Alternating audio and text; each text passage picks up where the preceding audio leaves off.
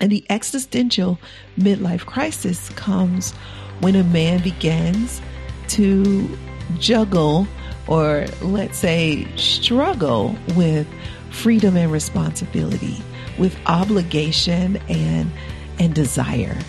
When he begins to see that there needs to be a mix between this hard work and the rewards for it. When he wants to feel appreciated, when he wants to feel like he's contributing to something.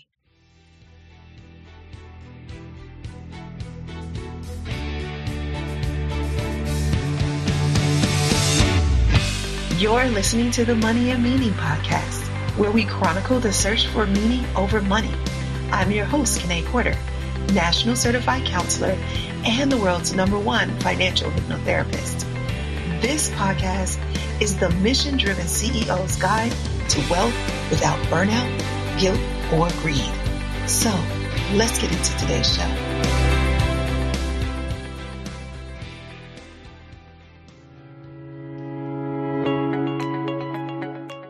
COVID has shown us that our health is so very important. And as a healthcare professional, I just know this so well. And you listening, you might be a healthcare professional, or maybe you know a healthcare professional who has taken this to heart. You know more than anyone that the way that you're going to survive, strive, and thrive is to take care of your health, physically and mentally.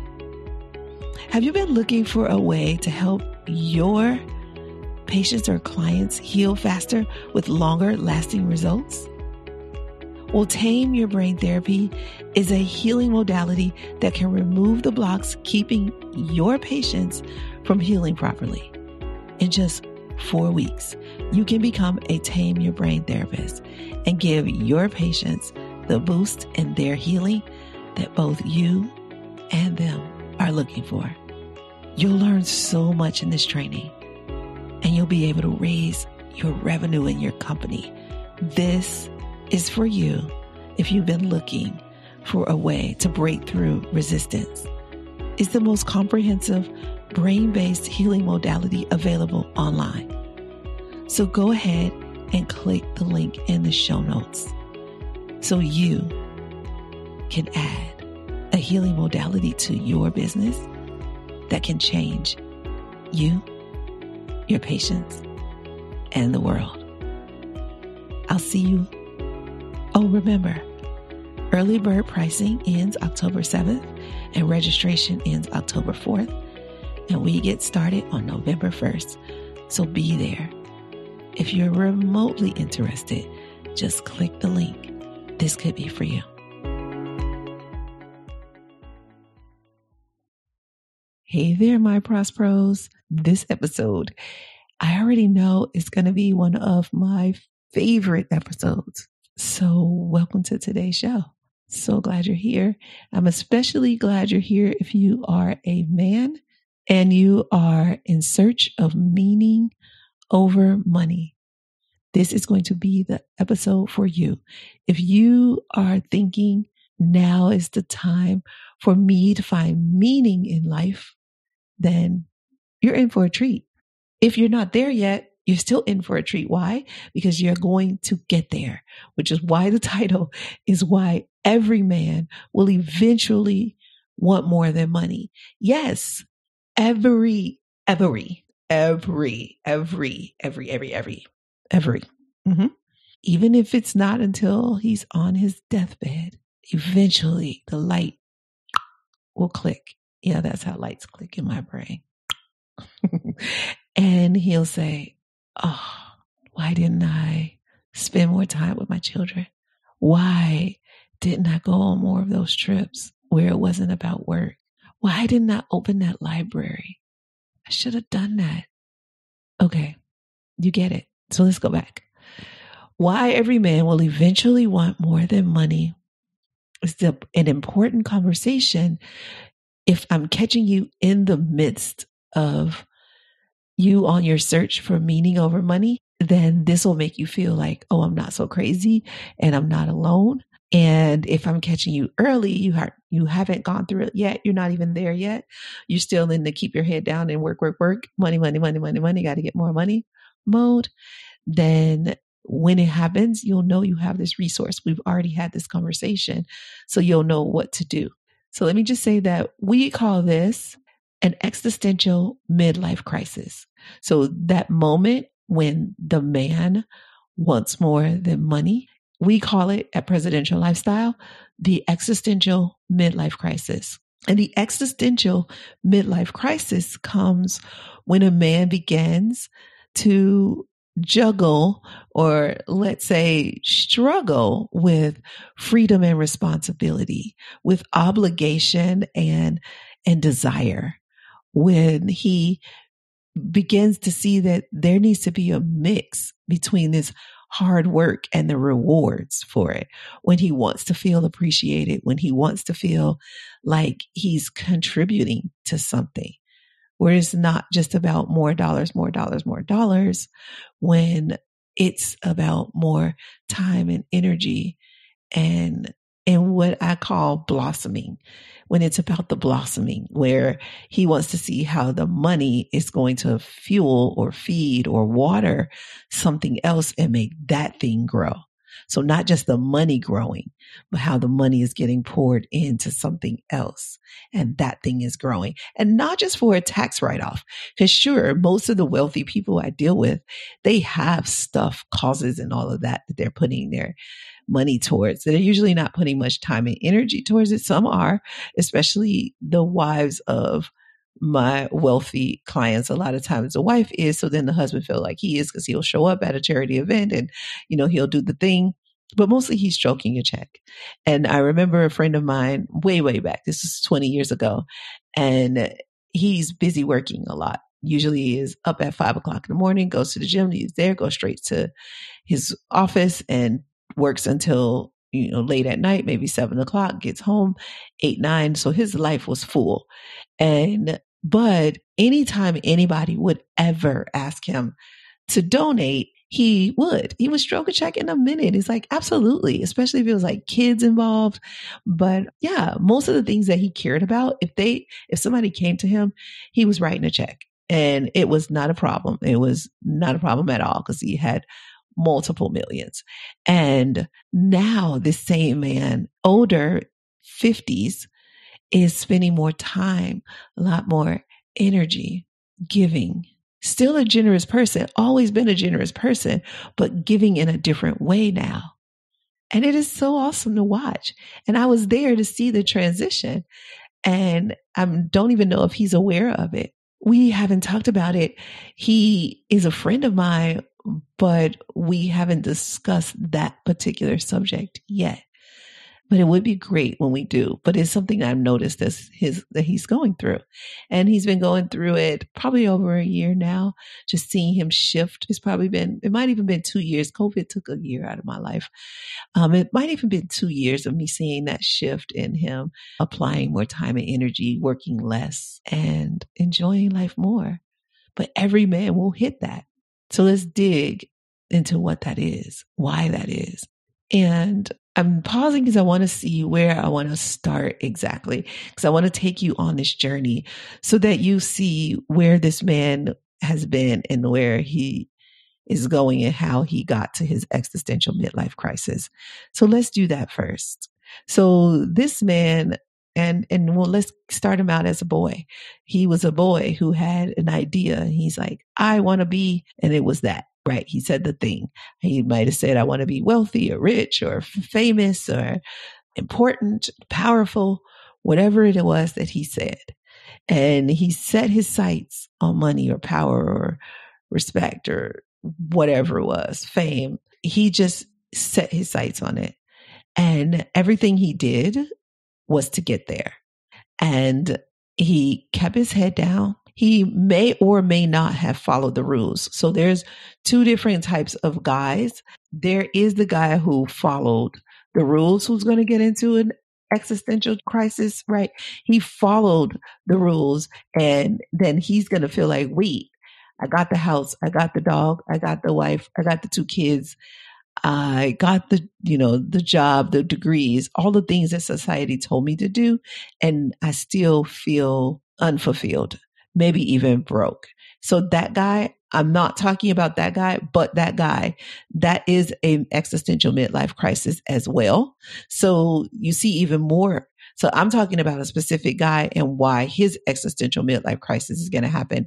Every single guy is going to have one. It may be for different reasons. So I just want to put up front, that's not the guy that I talk to most often or guide through an existential midlife crisis, but I can guide him too. And I love to. But the one that I guide the most is the one who didn't follow the rules. He charted his own course and now he's starting to question himself. So the first guy followed all the rules and he's going to start to question society. Right? They say you're supposed to do these things. Happiness is a house, a wife, 2 kids, and a dog, right? Picket fence. You saw it on television. You're supposed to be happy. What are you doing? Why are you not happy? Right? And then he'll feel like some guilt for not being happy. He has a great life. He makes his couple $100,000 a year and, pays his taxes and goes on his annual vacation. So why does he not feel happy? And how dare he not? So maybe there's some guilt there. But then there might even be some greed as he like, oh, I want more, I want more, I want more. And then he might even hit this wall. Like he's been trying and trying and trying. He can't get the more. So he has an existential midlife crisis. And then there's the guy who didn't follow rules, charted his own course. He zigged and zagged, maybe had some trial and error, but he worked his butt off. Nobody worked harder. He worked smart. He worked hard. He worked consistent. He worked all the ways. And he kept his head down and he was just work. And his wife kept telling him, look, you got to do something besides work. And he's like, look, you're expensive, lady. He didn't say that to her, but that's what he was thinking. And these kids are expensive. And I want to show off to the bully that bullied me in 3rd grade. And I want to show the guy next door that I can buy a bigger lawnmower than him.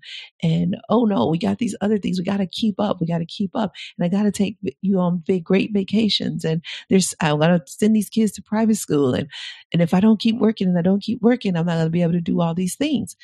And then one day, after doing all those things, he looks up, he's 45, maybe 55, because that's usually when this happens, depending upon when he started work, because, millennials come out the womb wanting meaning in their lives. So this is starting to happen earlier, but I'm really talking about like a Gen Xer right now. The guy who's about 45, 55 and now is when it's going to happen. So if I say 45 or 55, I'm talking about a Gen Xer. But for a millennial, it's probably going to happen a little earlier than that. And for a baby boomer, it could happen later because it could happen for a baby boomer, 55, 65, because it's going to take longer for him to want that meaning because his programming is deeper. Millennials are less programmed than Gen Xers. And then this next generation that I think might be Generation Z, they're really going to only want meaning in their lives. And this is a wonderful thing. And these are the babies that I'm like, yes, I need these babies on my team so we can all preach meaning, be ministers of meaning. So this is what is happening. This guy is questioning himself. So when you begin, guys, to question yourself, question society, question the meaning of life, your midlife crisis is beginning. Your existential midlife crisis is just beginning. And this is when some people get divorced because the wife can't understand it. She's like, what the heck is going on? I thought I knew this man, but she doesn't. And when as I was saying that, I just thought of a friend that I need to call because this is happening for her husband. Oh my goodness. And they have a great relationship, so she can likely support him through it. But it just hit me that is what he's going through. And I'll tell you why. Because it often happens when a catastrophic event happens in the life. Like maybe the father dies. And even if the father dies, like maybe the father gets very ill and the son is then aware of his mortality, but he's also aware that it's time for him to take the crown. Now, many men listening to this may not have even had a father or may not have even respected or loved or had a great relationship with your father. None of that matters.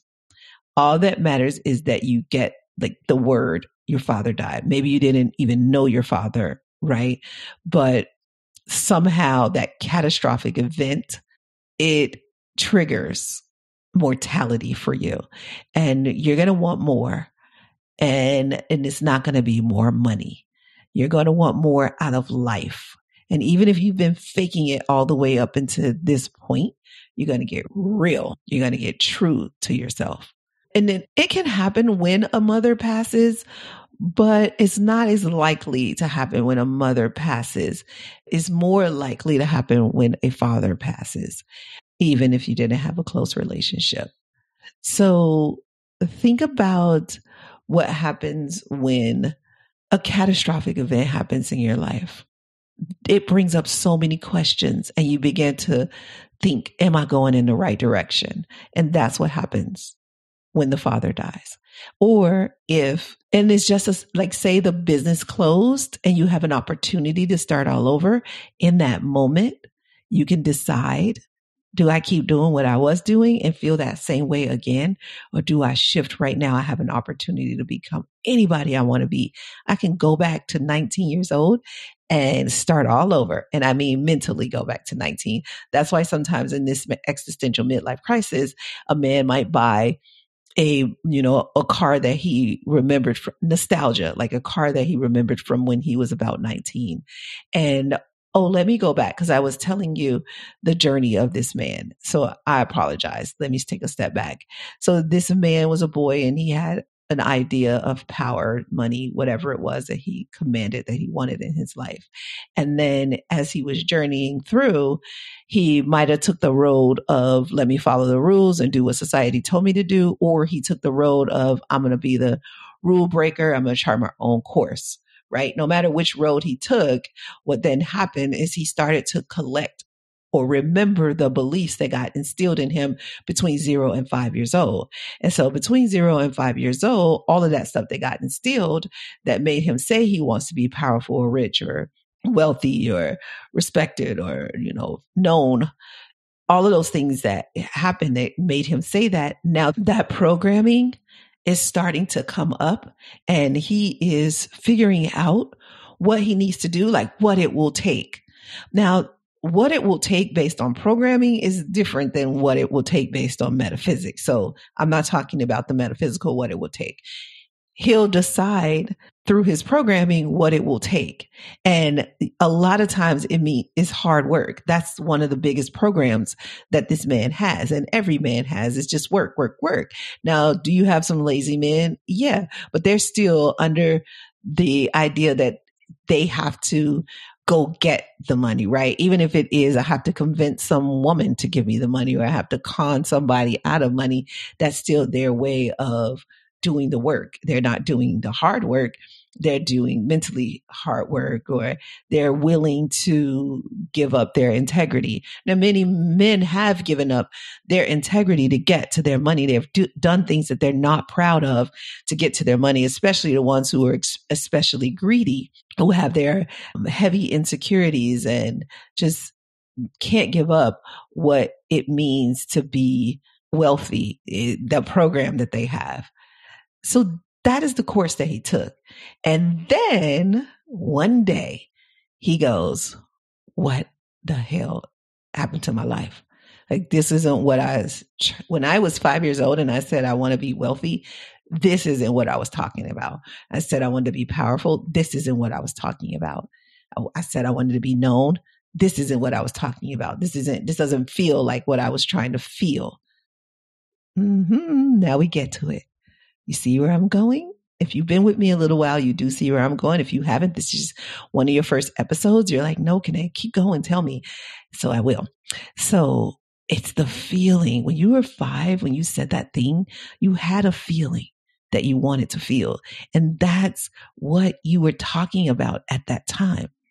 But as you went through life and you did all the things and step by step by step, when you got to this age, this existential midlife crisis age, it doesn't feel like you wanted it to feel. And that's when your eyes open. And a lot of times a catastrophic event creates that. It creates the questioning that you start to have, questioning yourself, society, the meaning of life.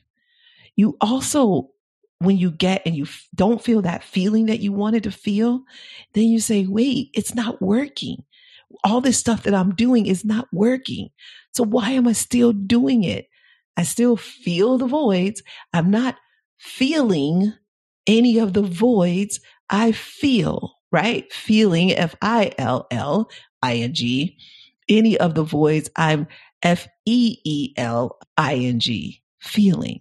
So if you're still feeling voids, then feeling voids isn't working. So that happens. And then his existential midlife crisis triggers when it just becomes not fun anymore. When the hard work is like, what is the point? When the step by step, the repeat, rinse and repeat, when it's just not fun anymore. I don't care if he owns his own business or he has a job, works for someone else, or doesn't have a job at all. He is going to say, this is not having a job is not fun anymore. Of course, I don't typically work with the person that doesn't have some source of income, but that person is also going to have a midlife crisis. When he doesn't care about the man in front of him anymore.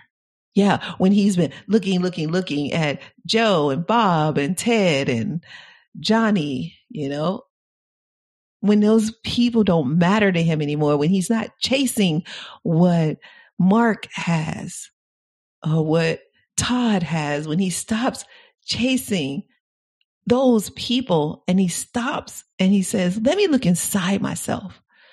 What have I done? What have I not done? Who am I? Who have I hurt?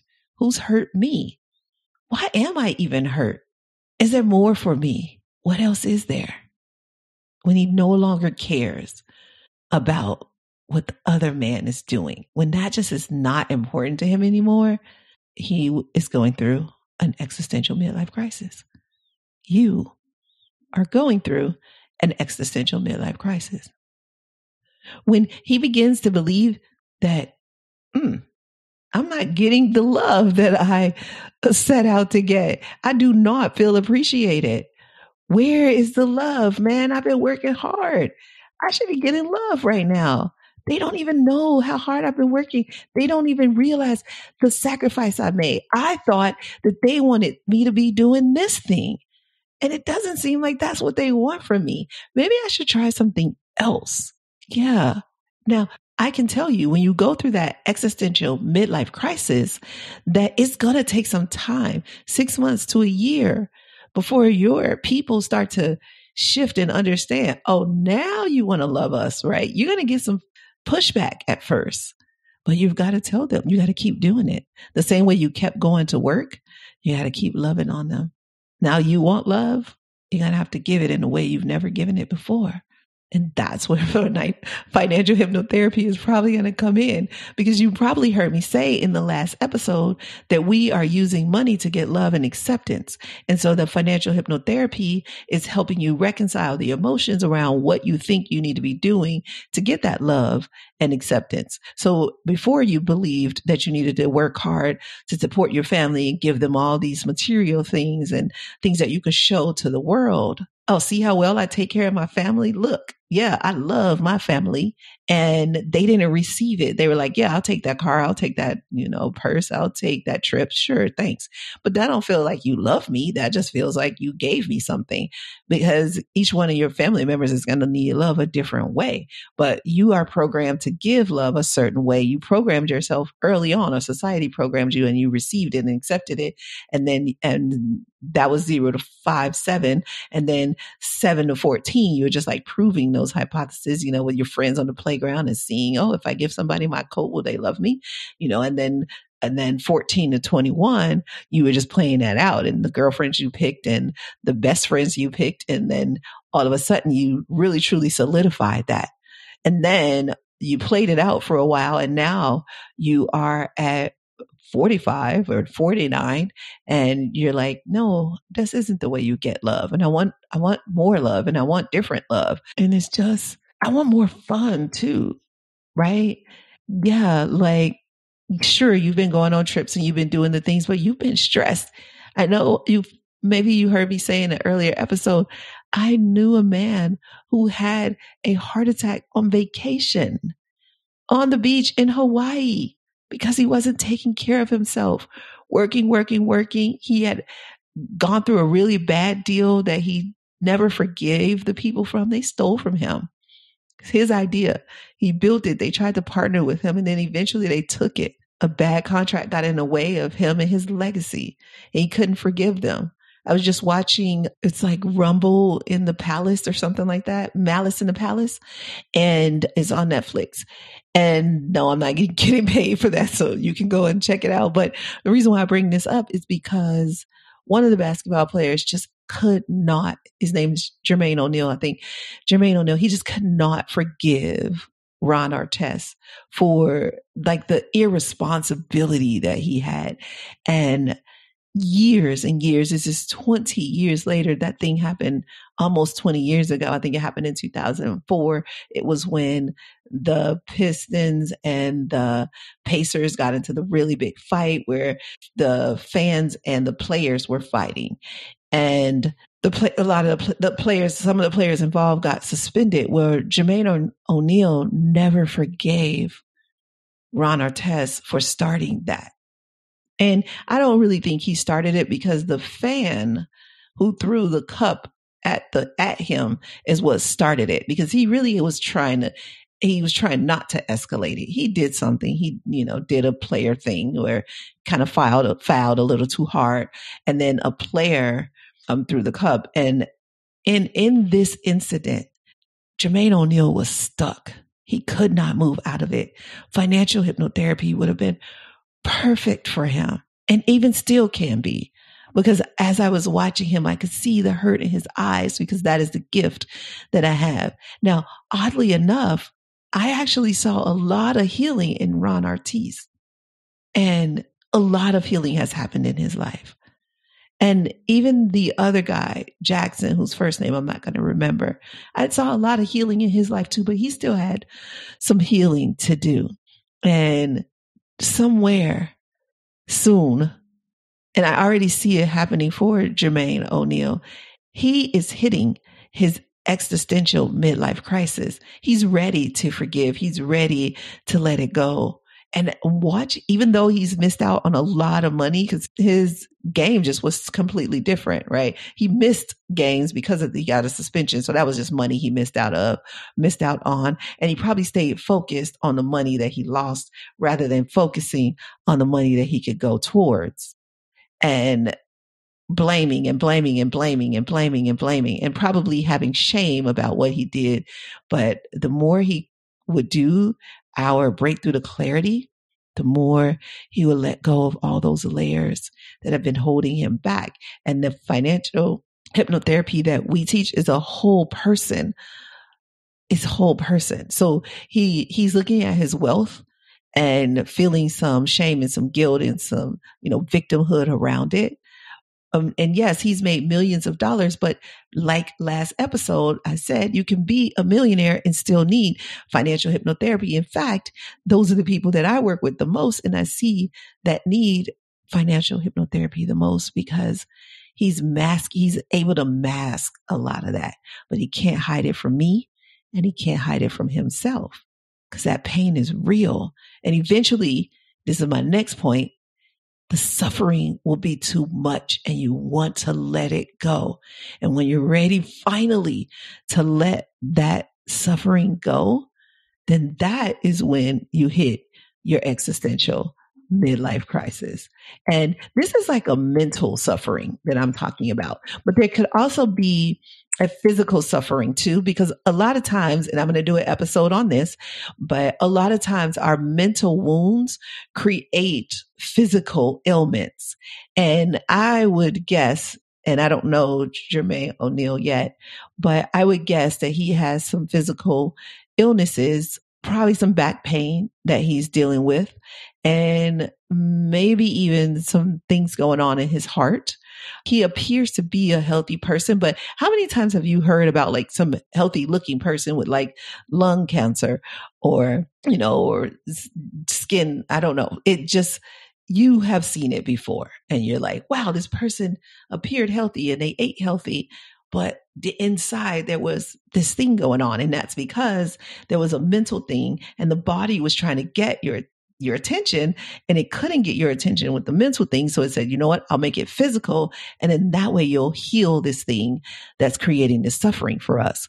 So the mental suffering, the physical suffering might get unbearable and that existential midlife crisis will get triggered. And this is when he'll search for meaning. He won't want to have to suffer anymore. He'll want to have more fun, more love.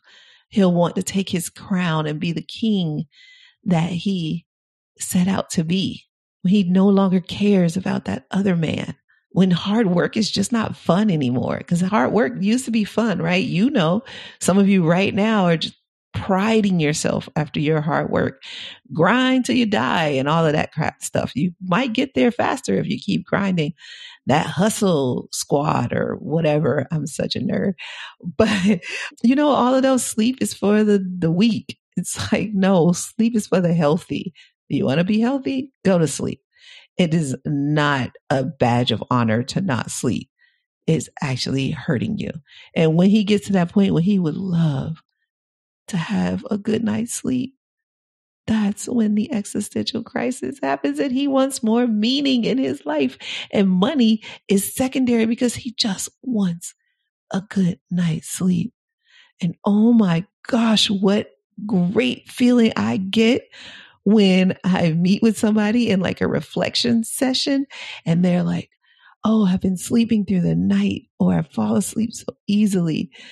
Oh, my heart warms. I love that because sleep is so freaking important to your health. And without it, man, so many of these other things that, you just can't have a good, healthy life without healthy sleep. So the very, very most common reason, the most common reason why every man will eventually want more than money is because he'll want to leave a lasting legacy. He'll want to be remembered. He'll want whatever, his grandchildren or even if he didn't have children or grandchildren, he'll want his name to go on. Carnegie, or Carnegie really is how it's pronounced. Carnegie, like the universities, the libraries, the Carnegie Hall, right? I don't know why they just don't call it Carnegie Hall, but anyway, I just imagine what he was going through in his existential midlife crisis. He was looking back over his life and he saw the wreckage. People died because it's unsafe work environment that he wouldn't spend a couple extra dollars on to improve because what he required from his workers created such bad conditions. People died. I bet he looked over that. The greed he had, things he had to do and question his integrity. How many lies he told to get where he was. None of that adds value to his life. In fact, it took away from the value in his life. And he eventually felt like he wanted to make amends, make up for it. And that's why he did all of that great work before his death, because of his existential midlife crisis. Do you want to leave a lasting legacy? I know you do, because meaning makes the world go round, not money. It's meaning. And you might be faking it and you might be pretending like you've got meaning, but you can't fake a meaningful life. And you can't fool yourself, even if you fool the others. And when you get tired of trying to fool yourself, you will then search for meaning, and money will no longer be the most important thing in your life. Will it still be important? Absolutely. But it will no longer be the most important thing in your life. And you'll see wealth. I mean, true wealth. You might even make more money after you stop focusing on it so much.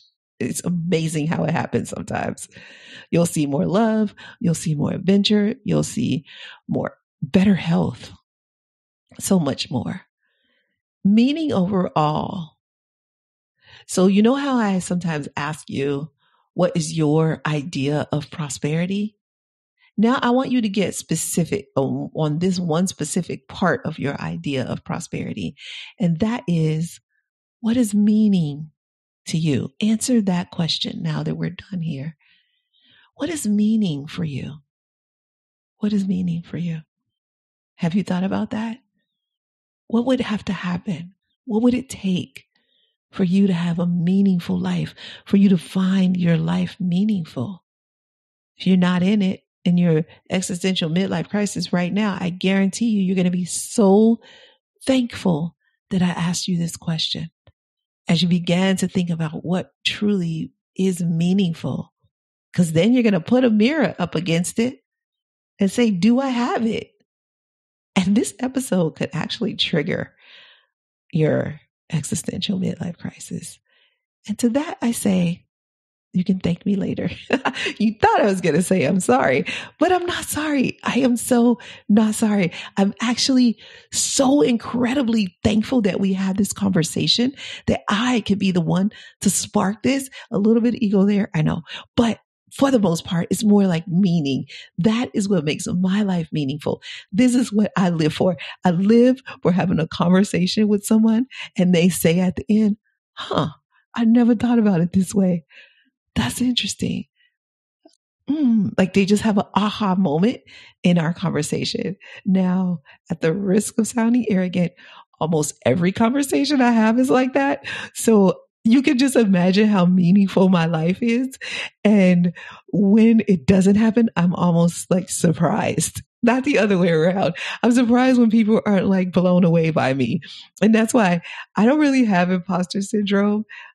In fact, I don't have it at all. It's pretty freaking sad sometimes because it means that I do things that I am so not qualified for, but it doesn't matter. I get qualified along the way. So, and that's because it's a journey. The journey is what makes you qualified. So you can start out unqualified, but sometimes I just start out. So like this one time where I tried to teach a, step aerobics class before I didn't even learn step aerobics. I had taken a bunch of step aerobics class, but I had never learned how to teach it. And I didn't know there was a difference between attending a class and teaching a class. And so I was like, sure, I can do this. I've taken hundreds of these classes. I'm sure I can lead one. Okay. Yeah, no, that was a I Love Lucy episode. Anyways, my point here is I love having these conversations with you because this is what I do without having to have learned anything. I was born with this. So what were you born with? What is that gift that you were born with? And if you're a basketball player, sports figure listening to this and you're thinking, I used my gift. I play ball, right? Or whatever sport it is. But what if there was another one? I know what you're saying. I've won medals and rings and championships and all the games, right? But I'm thinking there's something else. And this episode is for you. I know you feel like you've already done it, right? You used your gift, but there's another gift brewing inside of you. One that you haven't even tapped into yet. Or maybe you tapped it, but you haven't really cultivated it. And that existential midlife crisis, it's going to get you to water that seed and watch it blossom and see more meaning. Yes. Can you see it? I can see it for you. And I'm just so incredibly thankful. I'm so glad we had this conversation and I'm looking forward to our next conversation. Our next conversation is going to be really good too. I feel like we're getting closer. Like these last couple of episodes have been so fulfilling for me. And the next conversation I want to have with you is how to determine the patterns that are blocking you. Yeah. And they might not be blocking you from money. They could be blocking you from love or health or meaning. So I want you to determine that. And that means you have to come back next week. All right. So I will see you soon, my Prosperity Pro. Thank you for staying all the way to the end. And let's determine what it would take for you to have meaning. Answer the question. What does it mean for you to have meaning in your life? I'll see you sooner. Thanks for listening all the way to the end, my Prosperity Pro. I want to stay connected with you. Here are 4 ways. Pick the one that works best for you if you want to stay connected with me. 1, if you have any questions, I'd love to answer them. Send them to podcast@presidentiallifestyle.com. I'd love it if you would make a 1 or 2 minute audio message and attach it to an email. That'd be the easiest way for me to get it. Ask me anything about creating a life of meaning over money, and I'll get you an answer. Remember, the email address is podcast@presidentiallifestyle.com. 2, subscribe to this podcast and share it with your friends, because you guys might want to have a discussion about it, especially if they're a CEO who wants to shift from the old American dream to a life of meaning. 3, we try not to have any sponsors on this show unless they are truly in line with our values. I mean, really a good fit. So that means we fund this podcast ourselves. I'd like you to take a look at our resource page to see if there's any products or services that we recommend that are right for you. If not, no worries, maybe later. If so, please use our affiliate link to purchase. Thank you in advance for doing that. You are such an amazing person. Okay, 4 and last. If you want to know what's happening over here at Presidential Lifestyle and you want us to email you the update, then go to presidentiallifestyle.com/blog/now.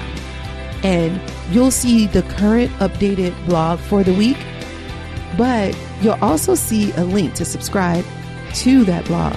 We can email it to you if you like. That's presidentiallifestyle.com/blog/now. Don't worry, you don't have to remember that link or any links. They're all in the show notes. Oh, and I forgot to say, if you're enjoying this podcast, go ahead and leave us a review and tell us how much you're enjoying it. And now for the legalese. This podcast is not to replace professional counsel. The best advice is from a professional who knows you and your specific situation. The topics discussed in this podcast are general in nature and for informational or entertainment purposes only. We encourage you to meet with a professional that you can discuss your specific situation with. Whether you choose us or someone else, one-on-one counsel is important, whether it's a financial, therapeutic, legal, or other decision. So that's all for now. I'll see you next episode. And remember, you can have wealth in all of its forms. Believe it, and you'll soon see.